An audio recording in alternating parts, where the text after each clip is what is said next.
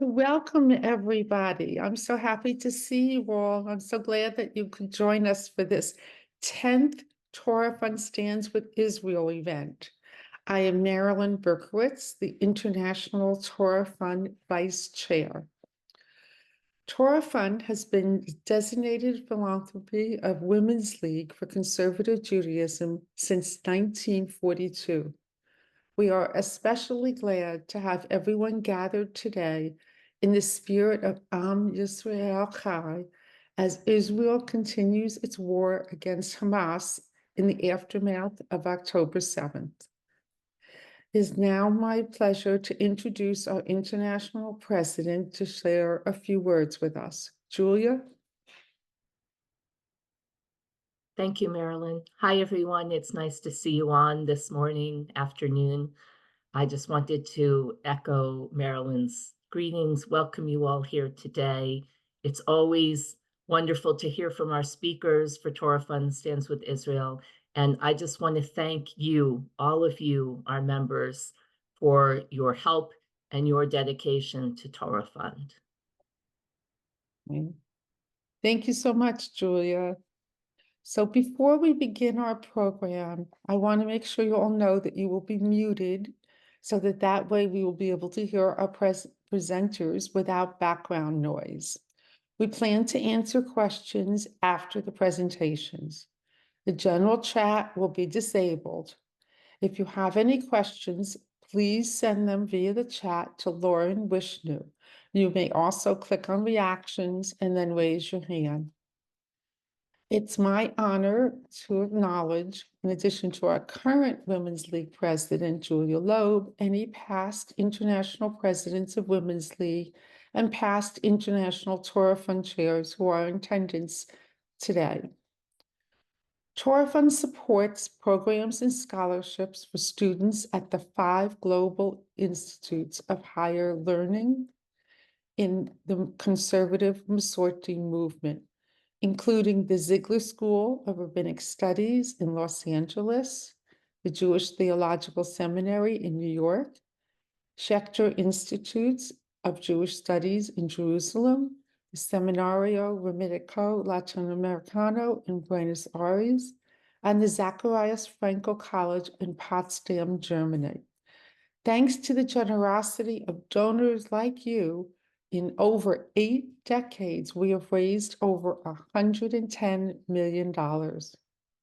We are unusual as our dedicated fundraisers are all volunteers of Women's League affiliates of conservative synagogues throughout the United States and Canada.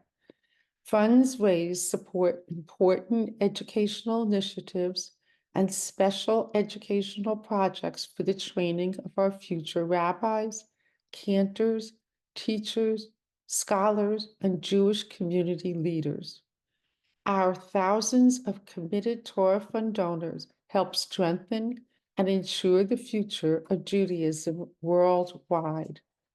We invite you to donate to Torah Fund, and Karen has put into the chat the link that you can give to Torah Fund, and for our Canadian donors, we also have a link for you for the eCard platform. The Torah Fund campaign of Women's League for Conservative Judaism is administered by the Jewish Theological Seminary, where Torah Fund staff members manage the philanthropy's outreach, engagement, promotion, donation, and data processing activities in tandem with our wide network of Torah Fund volunteers. We are excited to present this series in support of Israel, especially now, and we hope you will find it informative and educational. So now I would like to introduce Rabbi Adam Greenwald, who I have had the pleasure of learning from since he was a rabbinic student.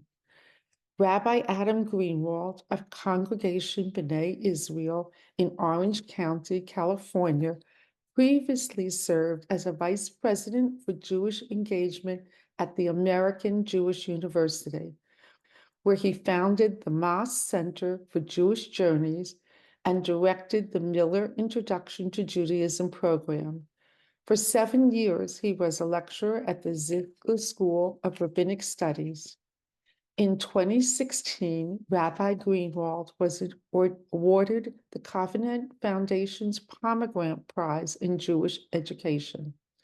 The author of On One Foot, his writing has appeared in the Washington Post, Jerusalem Post, and other print and digital publications. He holds a BA from UCLA and an MA from the Ziegler School, where he was ordained in 2011. Rabbi. For 7 years, he was a lecturer at the Ziegler School of Rabbinic Studies. In 2016, Rabbi Greenwald was awarded the Covenant Foundation's Pomegranate Prize in Jewish Education. The author of On One Foot, his writing has appeared in the Washington Post, Jerusalem Post, and other print and digital publications. He holds a BA from UCLA and an MA from the Ziegler School, where he was ordained in 2011. Rabbi. Hello, and thank you so much for having me here. Thank you to Marilyn, who I have now known for 18 years. I'm so honored by this invitation, and it's wonderful to see Renee, who I got the chance to know as part of AJU, and Carol Simon and others here. Wonderful to be with you, and an honor to share this program with you, Ambassador Keidar. Looking forward to hearing what you have to share and learning from you. I want to start by acknowledging my constant gratitude to Torah Fund for making my rabbinical school journey possible, and to share with you an exciting life milestone, which is happening next month. Next month, I will officially pay off my rabbinical school loans. I got the bill in the mail this month that said, you owe one more payment, and it was really quite exciting. And I was able to manage that relatively modest payback and be able to pursue my professional goals, because Torah Fund made rabbinical school something that I could reasonably financially do. And I am so incredibly grateful. I didn't know that $110 million number. That's an extraordinary number, an extraordinary expression of generosity on the part of the women of Women's League over the past 80 years. Thank you so much from the bottom of my heart for making my journey possible. And thank you for continuing to make journeys possible for those who are now on the path and will be in the future.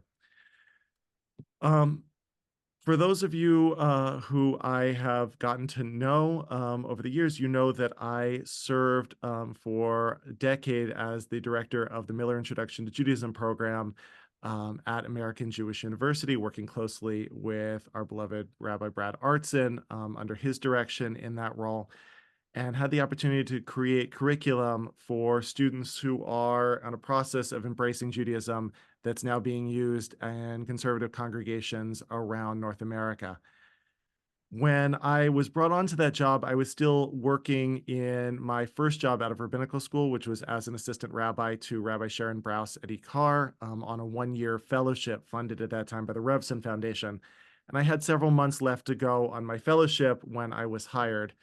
The president then of American Jewish University, Dr. Bob Wexler, said it was fine if I took an extra few months to finish up my job before I started at the Miller Introduction to Judaism program, as long as I was able to work one-on-one with the fiance of a VIP, a board member, who was interested in converting to Judaism as a surprise to her partner. She was going to sneak off once a week and come and meet with me, which ultimately culminated 9 months later in a candid camera bait-in, where he was invited up to AJU thinking he was going to be pitched for a new fundraising project, and instead walked in to the boardroom with his soon-to-be wife, Rabbi Artson, Rabbi Wexler, and myself sitting in a beit-din, and he wept like a baby through the entire thing, and I got to officiate their wedding, and they're still treasured friends years later.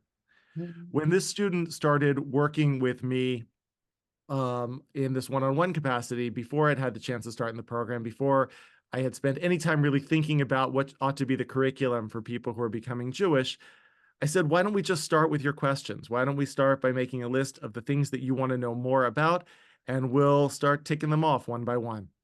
And she said, I know for sure what's my first question. She said, I was born in the Philippines and raised there. My first language is Tagalog, is Filipino. Most of my family still lives there. When I came to the United States, I worked in the Philippine consulate, and I have deep, deep family connections back to the Philippines to travel there on an annual basis. My fiance was born in St. Louis, Missouri. He was raised in California and has lived his whole life there. He only speaks English, and all of his family is here. He talks more about Israel than I talk about the Philippines. What gives? I thought it was a fascinating question, right? She was asking, how is it possible that Jewish people feel a sense of profound home connection to this country when those of us who are from North America or Europe or other places aren't physically from that land? Well, our ancestors are from that land, but we ourselves are not natives. And yet we talk about it, think about it, and feel about it as though we were. I think most of us can relate to that sense of landing at Ben Gurion Airport and feeling a sense of being more at home than when we left, wherever it is that we actually call regularly home.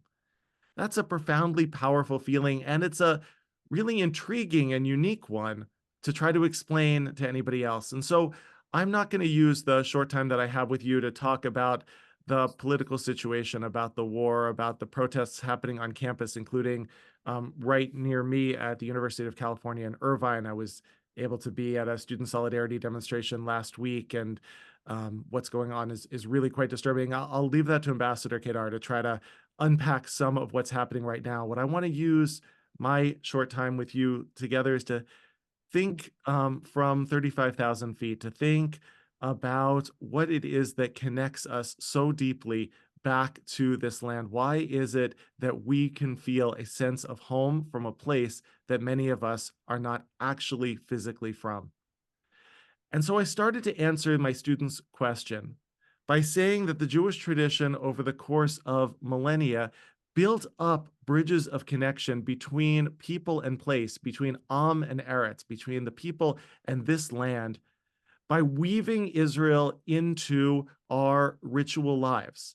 I understand that the chat is not open. Otherwise, I would ask you to put into the chat what are some of the ways that that you can think of that Israel has been woven into our religious lives. I'm sure some people would think about ending the Seder, L'Shana Haba'a B'Yerushalayim. Next year, let's do this in Jerusalem.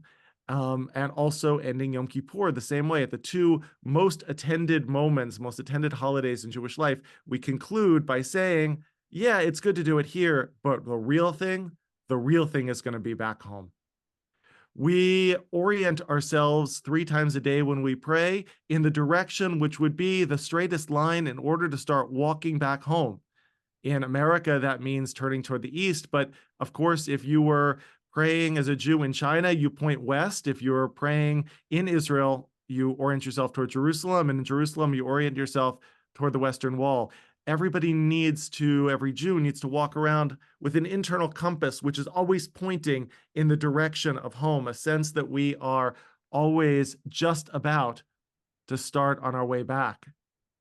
We operate on a liturgical calendar which is oriented to the seasons in Eretz Israel. I remember hearing from a wonderful teacher who grew up in South Africa, who described asking his father why it is that we pray for rain in what he experienced as the summer months. He said, Abba, I don't want to pray for rain in November, December, January, and February. Those are my summer holidays. And he said, my father said back to me, son, our rain doesn't fall in South Africa. Our rain falls in Eretz Israel. We celebrate Tu B'Shvat, the birthday of the trees, and seeing that the trees are budding and blooming. That makes sense for me here in Southern California on the Mediterranean climate, similar to the land of Israel, but makes absolutely no sense in February on the East Coast, much less for my ancestors in Poland and Ukraine. In February, nothing was budding and blooming, but our trees I think my teacher's father would say, don't bud and bloom here. Our trees bud and bloom in the land of Israel. We have woven into our ritual lives, from the declaration at the end of Seder, from the orientation in which we pray, the way that we conduct our holidays, we've woven into our ritual lives a constant reinforcement of connection between us and that place which always feels like it is just a moment away, even when our people lived thousands of miles and impossible stories away from ever being able to imagine that they could physically go to the land. Spiritually, we were always just about to go. One last way in which the connection between Am and Eretz, between people and land, is woven in to our ritual lives is through the psalm that we sing to introduce Birkat Hamazon, to introduce the prayer that follows every meal. I'm going to put this up on screen. Hopefully everybody can see these two psalms that are on the screen. These are the two psalms that we use to introduce Birkat Hamazon. Psalm 137, which we use for every weekday meal. Whenever one says Birkat Hamazon on a Monday or on a Tuesday, when it's not a holiday, we are supposed to begin with Psalm 137. The more familiar to many of us is probably Psalm 126, which begins Shir Hamalot. That's the Birkat Hamazon introduction that we do at every celebratory meal, every Shabbat meal, every Passover Seder, every holiday gathering. Every single time Jews sit down to break bread together, we are supposed to conclude the meal with one of these two psalms, reinforcing our sense of connection. And I want to just take a look, particularly at Psalm 126 together, for just a minute or two, and think about the imagery that this psalm is offering us and the sense of deep personal connection that links us to our home, that begins the answer to my very first introduction to Judaism students' really astute question. Psalm 126 begins, Shir Hamalot, a song for ascending. When God restores the exiles of Zion, we will be like dreamers.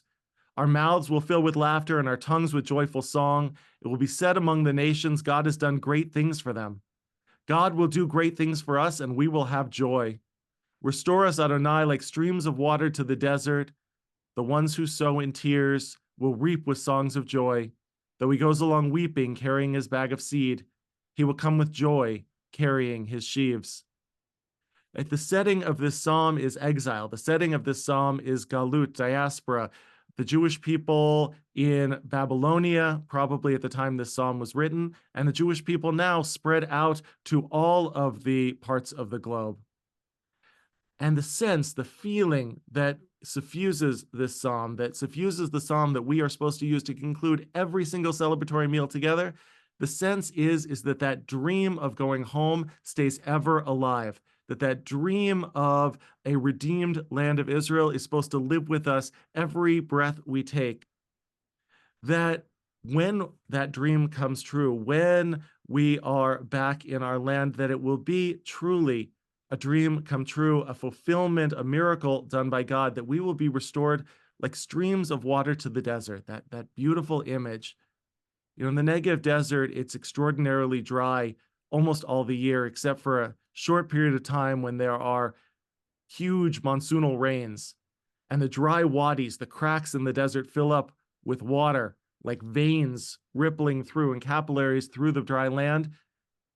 And a period of weeks later, there are wildflowers throughout the desert. I wonder if the psalmist went there as a child. I wonder if the psalmist went to see a place which was dry and parched come back to life, overflowing with an explosion and an exuberance of color and flowers, and thought to themselves in exile, when we go back, it'll be just like that, that our dry and dead spirits, that our sense of being in a time of tears will be replaced with this extraordinary return of life. That we who are right now in the position, he says, of sowing in tears are literally watering the flowers of our redemption, the flowers of our joy. Mm. I said to my student, I said, you talk about the Philippines as one who grew up there. Your fiance talks about Israel as one whose soul, a portion of it at least, always lives there. And that training to feel a sense of our soul always living in the land of Israel is so deeply woven into our Jewish practice that it becomes second nature. It becomes for us just an automatic part of our thinking that we are always connected to that place, that is the great dream that we are holding on to, of a full flowering of redemption that we believe could happen at any moment. And so, what it feels incumbent on us right now, especially in a time of great strife in Israel, and especially in a time when we worry about transmitting that sense of love, that great dream, on to the next generation, it feels important to lean into those Jewish rituals and practices, those teachings of our tradition, which have enabled our people to overcome the distance between us and this land, the distance of miles and the distance of years, to lean into this rich set of religious practices that are meant to bolster our sense of deep connectivity to that land, to recognize that wherever we are, we need to know the direction back home. Wherever we are, we live on two calendars at once, the calendar of where we are and the calendar of where we long to be, that at the conclusion of every meal, we remind ourselves and each other that to come home is the truest fulfillment of our purpose and the greatest flowering of liberation that God could provide. It's important to keep coming back to that dream over and over again, especially in the dark times, to keep that dream, to keep that connection alive. That will help us sustain through our own dark times. That will help that connection to Israel never to waver in us or in our children or in our grandchildren. And that will help all of us to work together as Jews wherever we are around the world to bring about a future which is brighter, which is more joyful, and which is fully redeemed.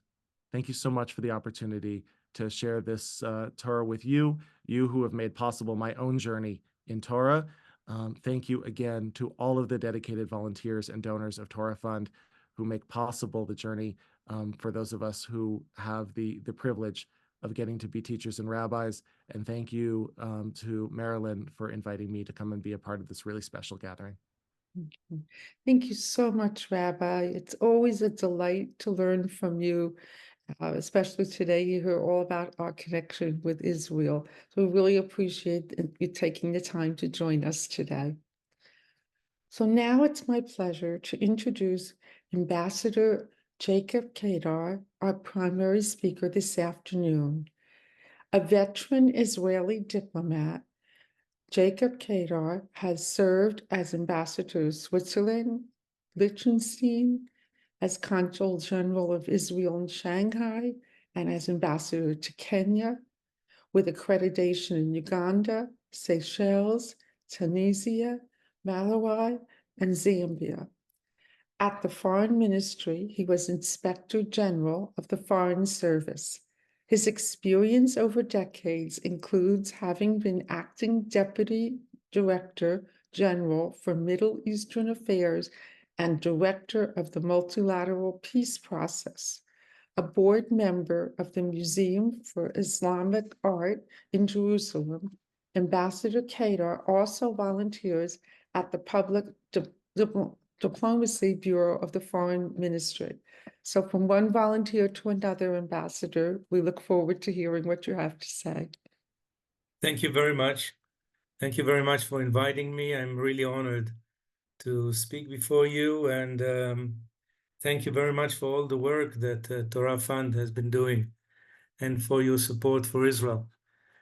And I'm going to speak for the next 15 to 20 minutes about the situation in Israel, about the current situation in Gaza, in Lebanon, Iran, the international reaction to what is going on, anti-Israel, anti-Semitism, as a consequence to this situation in Gaza. And of course, if you have questions afterwards, I'll be happy to answer. So I will start by saying that, 7 months into the war, actually today, it is very difficult and a multidimensional situation And I will try to touch briefly upon those major topics that are, of course, interconnected. And I will start with what's going on in Gaza. Well, you probably read the news, you see on the TV and on the newspapers. We have started the operation in Rafah. Israel is controlling most of Gaza Strip. Gaza is about 300 square kilometers. It's a very small area. We control most of it. And now we are about to control the southern part, which is Rafah, the city of Rafah. Many of the people who live in northern Gaza have left to the south because of the war that has been going there. And now it is a very difficult situation in terms of the civilian population in Rafah, and not to mention the humanitarian situation. So for the time being, it's a limited operation in Rafah. And at the same time, we conduct negotiations for a ceasefire and in order to free the hostages, 132 left. It's very difficult to operate in Rafah, where maybe most of those hostages are, and to keep them safe and to make sure that they are still with us. Also, it's very difficult to maintain the humanitarian situation of the Palestinians there, to supply food, to supply tents, to supply medical, whatever they need from the medical point of view. And at the same time, we have to focus on our three objectives. The objectives are, first of all, to finish, to destroy the military might of the Hamas. We have been successful, I would say partly successful in this. It's not over yet, but the Hamas has taken a really hard blow, and they are in a difficult situation, but they're still there. And I don't want to say it, but this is obvious. I mean, there might be Israeli casualties when we enter Rafah and we conduct a military operation there. So first of all, to finish the military capabilities of the Hamas. Second, to bring back the hostages. And the third one, which is of course connected, is to give security to all the kibbutzim, the towns around Gaza, so they will not face this kind of situation again. At the same time, we try to, and we do it very religiously, I would like to say, to work according to the international law, to minimize harming innocent people, civilian population, to avoid humanitarian crisis. And at the same time, of course, all of you know very well that on the 6th of October, one day before, we had a ceasefire. I mean, we didn't have we didn't have this war, and the Hamas started it, but by their atrocities killed about 1,500 Israelis. Since 2005, we have not been in Gaza. Gaza was not under Israeli rule. Workers from Gaza went into Israel. Sick people got treatment in Israeli hospitals. Merchandise and trucks went into Gaza. So we hope that we will be able to go back to this situation again, but I don't know when and I don't know how. I mean, it's quite a difficult situation. At the same time, we have in Lebanon, on the border with Lebanon, about almost 100,000 Israelis left their homes 7 months ago. And among them, my sister, Esther. I mean, she lives in a kibbutz on the Lebanese border, Kibbutz Eilon, and they left their home, and now they are renting an apartment in Haifa, and they're not able to go back for the time being to their home.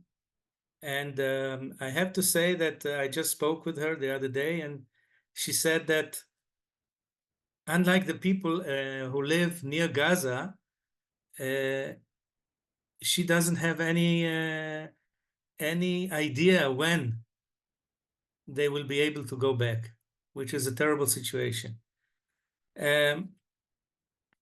Now, Hezbollah, of course, an Iran proxy, violated the 1701 Security Council resolution by starting a fire on Israel. And we conduct what I can call a low-intensity war.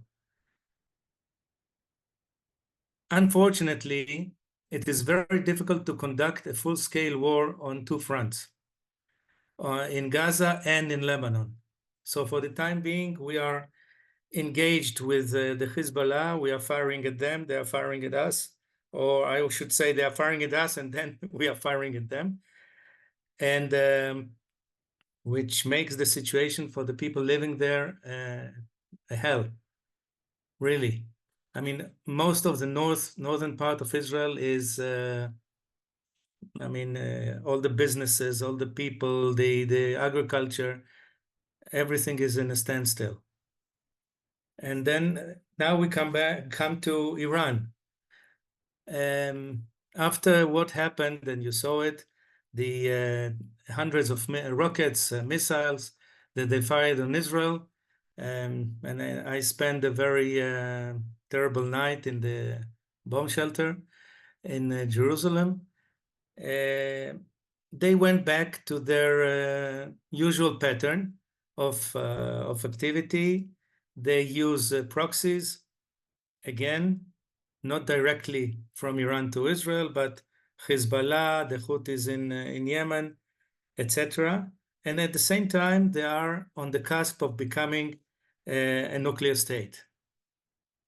I don't know when it will happen, but I would like to say that this is, if it will happen, and they will become a nuclear state, then situation will change dramatically in the Middle East.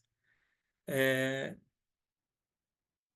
now, Iran is behind not only their proxies, but also behind a lot of the social media campaign against Israel, and the international campaign in all kinds of international bodies like the UN and others.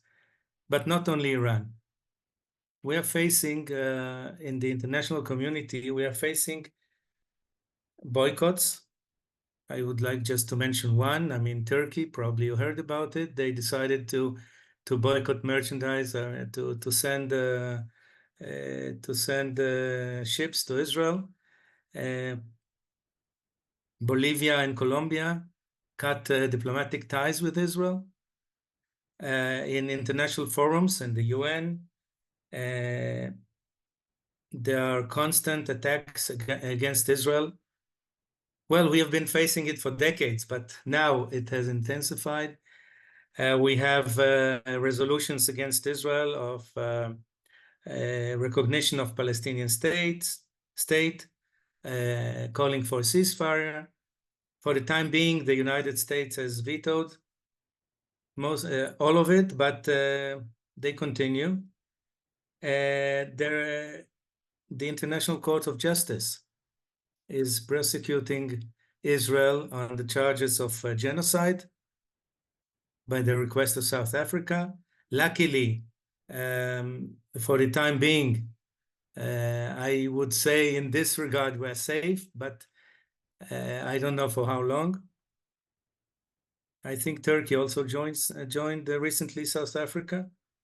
International Criminal Court may issue arrest warrants for suspicion of war crimes to Israeli politicians and officers, which means that in countries that have universal jurisdiction, I would say that they may be detained. Israeli officers, military officers, and politicians, and for questioning. When I was ambassador to Switzerland, I dealt with those kind of things, and we managed to avoid some politicians, some Israeli politicians, to be detained and questioned. But it can happen quite soon on a much larger scale. On the other hand, I mean, not all is pessimistic and black. The most important countries, well, of course, the United States, are with Israel. And I would say, I mean, the governments in those countries. And of course, I don't have to mention the importance of the United States to Israel. But it's also Britain, it's France, it's Germany. They are backing Israel. And also pragmatic Arab countries, Saudi Arabia, Gulf countries, Egypt, Jordan. Openly, they criticize Israel. Under the table, they cannot wait to see Israel finishing the Hamas. And this is something that has been going on. It's not new, I have to say. There's also the fear of radical Islam in many countries, in Europe, in other places. And this brings also support for Israel. The country where I served as ambassador, Switzerland, they doubled the number of members in the Swiss-Israeli friendship group just recently. This is quite amazing. I mean, on one hand, you have the demonstrations, the universities, the whatever. On the other hand, there is also support for Israel. Unfortunately, not at the same scale as yet. Many countries, many people also fear something that maybe you saw just the other day in the Economist magazine, that global jihadists are back on the march, and they are using the Gaza war to radicalize a new generation. That's very worrying. Many governments are worried about it, but also many people who have very large Muslim population.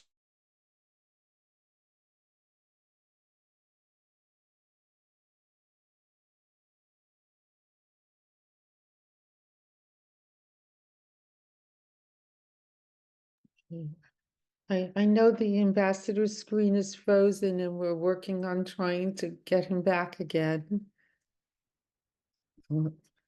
And okay, I believe that Karen is probably working on that. So I'm so sorry about that little technical. It's okay now? Are you back? Oh, good. Yeah. Oh, yeah. Yeah. Welcome back. Okay, thank you. Well, the international media, of course, is focusing very much on the humanitarian issue in Gaza, the civilian casualties. There is the liberal public opinion in many countries. You see it in universities, you see it on the streets. There are places and countries with a very large Muslim population. Britain, Western Europe in many places. And you see a lot of demonstrations. By the way, yesterday, and the day before it has intensified. I mean, there are very, very big demonstrations in many places, in many countries, and Germany, Holland, and Britain. You see not only demonstrations but also boycotting. There are many talks about even academic boycotting on Israeli professors and joint researchers, etc. Not to mention violence against Israelis, against Jews, incitement, anti-Semitic incitement. I would like to say before I continue, I was in Sweden in 2003 giving a lecture on cooperation between Israel and the Palestinians and Jordan on water issues. And it was in one of the universities in Stockholm, the capital of Sweden, and I was not able to speak. It was 2003. They didn't let me speak. The audience, they were shouting that Israel has no right to exist, and that Palestine from the river to the sea, etc., etc. This is 2003. It's not now. I mean, it is not a new phenomenon. And of course, boycotting and other things.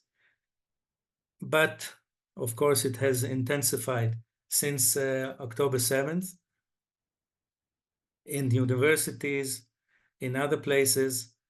And I noticed in the universities, probably you know it better than I, that first of all, many of the students, they support the Hamas. Many of them don't believe the stories of the facts that the Hamas, the atrocities of the Hamas on October 7th. They don't believe it. They think that the Hamas was just resisting occupation, resisting Israeli violence, etc. They are chanting, as I said, for the end of Israel. And many of them are lacking real historical, political knowledge. I mean, many of them are ignorant. And they get their knowledge, their facts from social media. And unfortunately, I have to say that we saw that a lot of the social media campaign against Israel, anti-Semitic campaign as well, is organized. I mean, this kind of campaign is organized, I mentioned Iran before, but it's a combination of ultra-right, radical left, Muslim organizations, radical Muslim organization, but also we saw that the Russia and China in many instances are behind social media campaigns against Israel, and especially now, I mean, in the Gaza war, not necessarily because they're against Israel. I mean, they are against Israel, but they're also, it's part of their activities against the United States and the West. And we saw social media profiles, social media platforms that they use with, of course, fake news and all kinds of other things to smear Israel, to smear, and I mean, unfortunately, we see that Russia, for example, has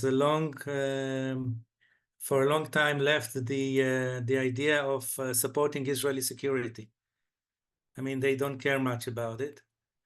And they are now very active against us in international organizations, but also in social media. And it comes also to anti-Semitism. I mean, yesterday we marked the Yom HaShoah in Israel. the Holocaust Remembrance Day. And we see that there has been an increase in anti-Semitism and all around the world before October 7th. From 2022 to 23, there has been a rise of 106%. After October 7th, 360% rise in anti-Semitic activities. This is according to ADL and Tel Aviv University research. In France, most of the Jews, I think about 86%, feel threatened. This is terrible. This is terrible. This is American Jewish Committee, according to American Jewish Committee survey. So what can I, we are going to, I mean, this is not going to end very soon. I mean, the war in Gaza will take time. I'm not a prophet. I hope it will end very soon. I hope that the negotiations for freeing the hostages and to have a ceasefire will be successful, but I'm not sure. And we face some international events. The Eurovision in Sweden. It's now. We have the Olympics in France. We have the proms and graduation events in the United States and others. And we have to work together. We have to do whatever we can to fight this one. And, many of those sentiments existed before October 7th. It has intensified. I'm not sure it will end. I mean, the anti-Semitic campaign against Israel, the campuses, what is happening on campuses, it may diminish after the war. Hopefully, we will see the day after the war. It may diminish, but I'm afraid it will not end. I'm afraid it will not end, and we have to persuade the governments, the law enforcement, to use much more force to end it. And I think that Israel should work much more closely with the Jewish communities around the world, with all the Jewish people together, and to join hands and fight it. I feel that Israel has not been doing enough in the last maybe decade or so. We have to do much more. So just to conclude, I would like to say that, to quote maybe the rabbi, that we have to work together as brothers and sisters, and to quote Isaiah, and to say that for Zion's sake, I will not keep silent. For Jerusalem's sake, I will not remain quiet, till her vindication shines out like the dawn, her salvation like a blazing torch. This is Isaiah 62, verse 1. And I would like to be optimistic, to say that we will see the day after, and it will be, we will get over it, and to end with Am Yisrael Chai. Thank you very much. Oh, thank you so much, Ambassador, and we really appreciate your time and sharing your knowledge with us about the situation that's going on in Israel. And I love that you ended on an optimistic note, because I think that's what we're all feeling right now too. So what I'm going to do at this time is check in with Lauren and see if she has gotten any questions through the chat during the presentation. So I see that we do have a question. Bonnie Dasa, would you please unmute and share your question? Yeah, I would just thank you very much for speaking. I was interested to know if the ambassador heard what President Biden said this morning on his comments about anti-Semitism. Could you share with all of us, Bonnie, who may not have had a chance to hear what the president said? He basically, I heard the last half of it. I couldn't hear more. My question was if you heard what the president spoke about this morning about anti-Semitism, particularly in the United States and on the campuses. I haven't and heard. I'm sorry, I haven't heard what he said. I just heard a fraction of it, which was that it's terrible that the world is forgetting the hostages. This is what I just saw a headline. He also was doing a lot of comparison between what happened with the Shoah and what happened in So Germany. what did he say? I caught also the last 10 minutes of it. And what I heard mostly was about, because I didn't know that it was on, I was watching a different station, and he was saying that the rise on that the problems with anti-Semitism now is similar to what happened during the Shoah, and that we have to remember what happened and to learn from the past, from history, that here are the warning signs that they're being presented to us. And it's not just that they're demonstrating against something they don't agree with, which is fine, but they're demonstrating for the destruction and the annihilation of Jews and for the state of Israel.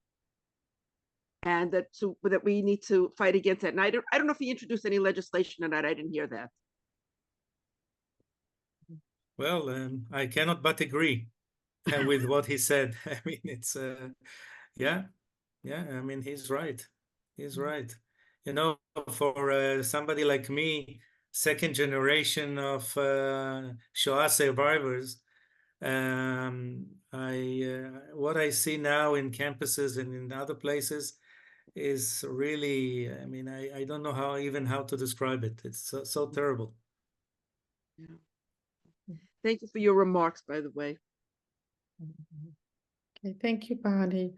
Are there any other questions that, I don't know if Laura got anything in the chat, but I was wondering, Ambassador, you've been in a lot of different places over the years, and I was wondering if the contacts that you made in those other countries, if they've reached out to you since October 7th, and have they voiced support for Israel, has been vocal, or all behind the scenes? Well, depends where. I mean, a country like Kenya has been always supportive of Israel, and I think they show it now as well. Switzerland has been surprisingly positive. I mean, they're not pro-Israel, but they are. I would like to say that they stopped funding for Hamas-related NGOs. I think they did not vote for the resolution for the resolution proposal in the security. There are members in the Security Council. They didn't vote for they abstained from the vote on Palestinian state. They stopped funding for UNRWA, which is, I mean, they're now starting to resume it slowly, but for a while they stopped it. And their reaction is better than I expected, I have to say. Japan, where I served many, many years ago, is one of the only places where Israelis are feeling safe to travel to nowadays. Interesting. Thank you. I'm looking at the clock, and we always try and keep our programs to about 1 hour of time. So I want to thank you once again, Ambassador, for joining us today and sharing your knowledge with us. We so appreciate that. And we hope you'll share with us some good news soon about what's going on in Israel. So one other way that we can help Israel, of course, is to buy within Israel. And there's going to be a link in the chat that Karen's going to be putting up. It's provided by the Israel Export and International Cooperation Institute and has information about consumer direct and business-to-business companies in Israel. So please take a look at that. Thank Karen for posting that in the chat. I want to thank everyone who worked behind the scenes to bring this program to fruition. Our Torah Fund Executive Director, Lisa Paul, Rabbi Ellen Rollins Fields, Women's League Executive Director, of course, our tech specialist, Karen Belina, Women's League Member Relations Manager. Thank you again for all your tech support today, Karen. And to our chat moderator, Lauren Wishnu, who's past Torah Fund Chair, for helping with any questions and answers we had. Thank you all for your support of Israel and mostly for your dedication to Torah Fund. We so appreciate you joining us, and I hope you all have a wonderful rest of your day. So long. Thank you very much. Thank you, Ambassador. No, we're all praying for you. Thanks.